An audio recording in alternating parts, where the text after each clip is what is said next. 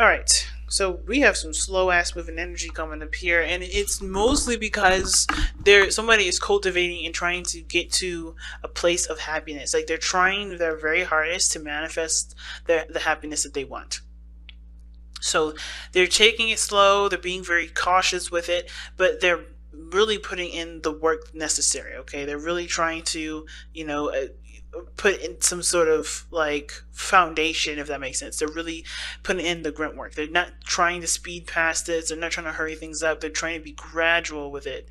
It's a gradual pace, and it's obviously towards everlasting, right? So at least to try to make something last for a long time.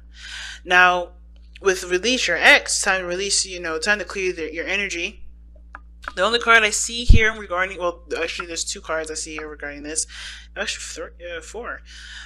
Death, Tower, and the Eight of Cups. Like, those cards right there does talk about clearing your energy. And even the Hierophant, in a way, can do that. And you would think that the Hierophant would have that release your X sort of type of energy, but when it comes to fives, you are shifting or changing something, and that change is releasing of something, letting something go, and embracing something new. And it's usually just like both of those is happening at the same time, adjusting, changing. So you're letting go of perspective and embracing a new perspective that truly and completely tailors to you. So I feel like the progress is coming from a certain standpoint, and how somebody perceives moving forward. The cautiousness, the speed, and how things are moving forward. Things are changing regarding that. So pick the side that resonates with you guys the most, Capricorn, okay? Because I'm going to start with this person here. The Page of Cups is the person's mental state, right? This mental plane area, right? So the way they think about this relationship is the Page of Cups. So I think this person is very much aware that there's communication that's needed. They know this is their heart's desire. It's something that they cherish and they nurture very closely to their hearts. This is something that they love very deeply and very emotionally. This is something that this is extremely precious to them, right? So I think they also understand too that the relationship is in desperate need of heart-to-heart conversation, right? There's definitely a need to communicate and talk things through, and to be open about how they feel and how they, what they want going forward regarding the relationship. Now, the other person, how they think about this relationship is the Eight of Cups. Now, it could be two things. This person's feeling emotionally drained, and this relationship no longer offers what they feel like they can, what they want. But it's mostly because they were looking towards a relationship as a source to figure out what they wanted, which wasn't the place to do it in the first place.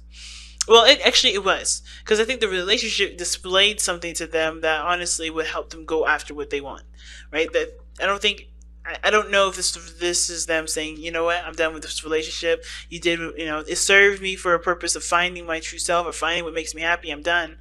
It could be just that this person realizes what they don't want, but they also see the relationship as an opportunity to seek out what they do. But the relationship, here's the thing, the Eight of Cups, you don't know what your heart's desire is yet. Not until the Nine of Cups. And I feel like this is probably, like, they know what they don't want, and they're going in this relationship thinking, I don't want what I don't want. I don't want, obviously, what I already know doesn't make me happy. I think this also person shows that they're emotionally drained with the situation, and they're looking to find what their heart's desire really is, right? Well, this person has it. Obviously, I think this person's seeking it. It's interesting, right? You got the seeker and the obviously the person that possesses the heart's desire, and this person is literally looking for the Page of Cups. Right? And I think that they are so emotionally drained that they don't obviously see that what they have, the person that they, the thing that they want is right in front of them, because they are already looking at the situation from a standpoint of, I don't want this. I've gone through this. I don't, everything that they've been through, or the situation from a standpoint of what makes them dissatisfied. Now, how they're showing themselves is the King of Wands. They're going after what they feel. They're going by the moments here. When the King of Wands comes up, there's no really long-term energy. This is all like in the moment kind of rapid thought. So they're not coming from a place of trying to create something for the long term. They're creating, they're going by based off their hearts and their heart's desire in the moment.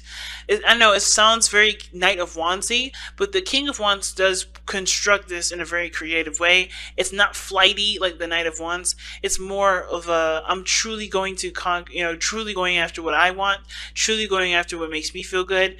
And they are truly just being in the moment and just finding the happiness within themselves and not trying to find it outside of themselves. So the way that I feel with the King of Wands differs from the Knight of Wands is that the King of Wands, he doesn't necessarily, he commits to what he wants to do, and he makes, he does put in the energy and the time to grow it to its fruition. The Knight of Wands is just like, he's great with fun and having, starting something and coming up with great ideas. But of course, when shit hits the fan and it gets a little serious, even if it's a project that he wanted to start out initially, he doesn't stick around. And the King of Wands, in my opinion, he does stick around for it, but it's of course because he understands that he knows what he wants and he knows what he's going for, and therefore he can continue to use that energy of passion to continue to build on that. So this person is very, very passionate right now. They're expressing themselves immensely. I feel like the King of Wands is a great expresser. They're living their life as freely as they possibly can because they are emotionally drained, giving their energy away to situations that didn't satisfy them at all. So they're being very, very passionate and very true to themselves, being authentic to themselves. They're no longer, being the person that's stable or that's reliable. They're just being themselves. They're not thinking about the long term at all. Now the other person has got Death here. Now, even though they're thinking of the relationship, or how they think of the relationship is the Page of Cups, maybe something that they've wanted, the desperate need of heart-to-heart conversation, or this is a cultivation of something that they want, they're releasing the past. So I feel like they're wanting to start something new here, really with the Page of Cups. They're opening their heart up, but the more they open their heart up, they realize that they're having to let go of the past, let go of the old things that didn't work out, let go of a situation that may not have benefited them, or that did benefit them in some way, but no longer serves them to hold that sort of perspective, that sort of stance, that sort of belief anymore. You know what I mean? Because what is before the Death card? It's the Hanged Man, and that's talking about releasing a certain perspective. And I feel like with Death coming up here with this person, it's like, I feel like this person's like, they're having to to let go of some things, and they're having to leave behind grudges and pains and anguish. They're trying to, heal themselves. And even though this relationship for them is, of course, something that they've wanted, I think they have to ultimately be honest with themselves that honestly, they have to heal first. And I think this relationship is opening the door for them to heal and bring in new life. You know what I mean? Because death isn't just about releasing. It's also about new life. It's also about having space, or having the space to incorporate and to give birth to something new. Now, with the Hierophant coming up in the spiritual plane, it's giving us a bit of background as to why this person is displaying themselves as Death and thinking the Page of Cups, and the Hierophant telling us that this is about traditions, this is about commitments, this is about their routine and traditions for them. I think they're changing a lot of things that they believe and they feel and they think, because there may be a dynamic between this person and them that's different. Okay, this person may have very youthful energies to them. They may have a characteristic about them that shows that they're very young in their mind, right? They're very, youthful in the way that they go about life, right? They're very open and innocent in some ways, but they're very youthful. They have a youthful dynamic. But the thing is that they may have some traditional differences, right? There's some things that they may have, that obviously encourage this person to let go of the, some sort of perspective that's not allowing them to have what they want, which is what the Page of Cups is offering them too. And the Hierophant talks about, yes, the structure, routines, traditions, things like that. But it's the fifth card in the Major Arcana, so that fives are changes. So this person's changing their traditional beliefs, the traditional standpoints, the traditional, laws for themselves.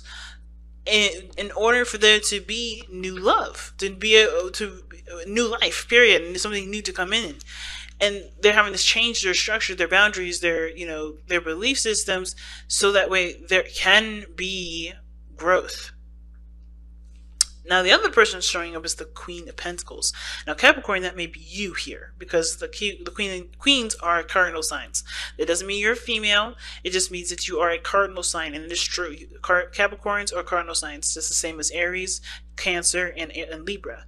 And I feel like the reason why the Eight of Cups is showing up here, in the mind space, and why this person is showing up here as the King of Wands, just kind of being authentic to who they are, just going after what they want, and being honest with who they are, is because of the Queen of Pentacles. And what does that really mean? Well, the Queen of Pentacles is independent. They know their value. They know their worth. And it's also having a lot to do with confidence. And the King of Wands, the Queen of Pentacles, they are very, very confident in themselves.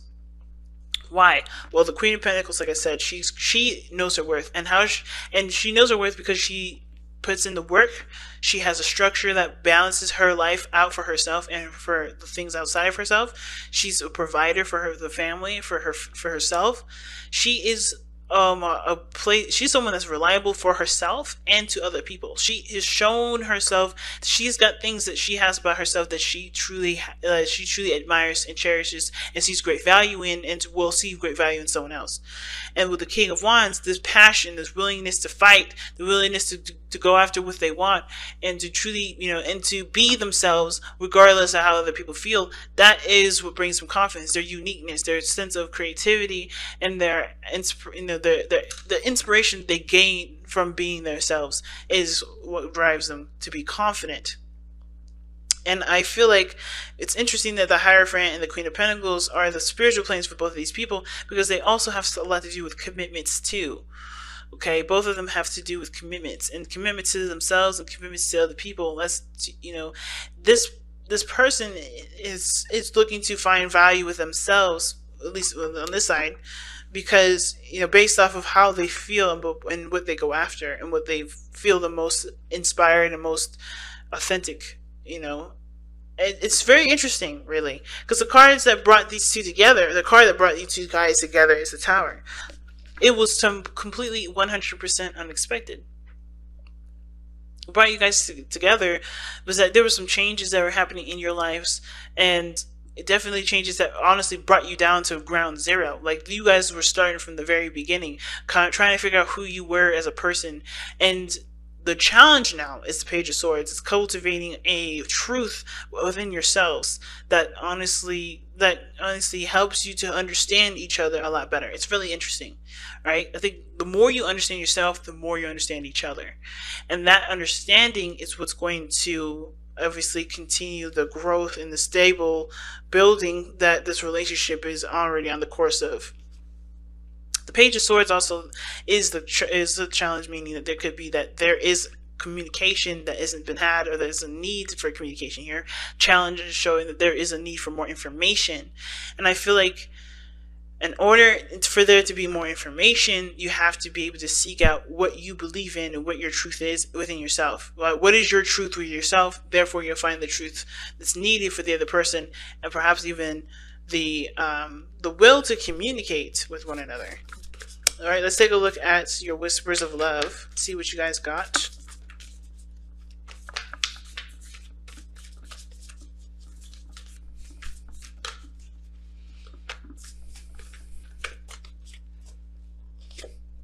Oh wow, focus on love.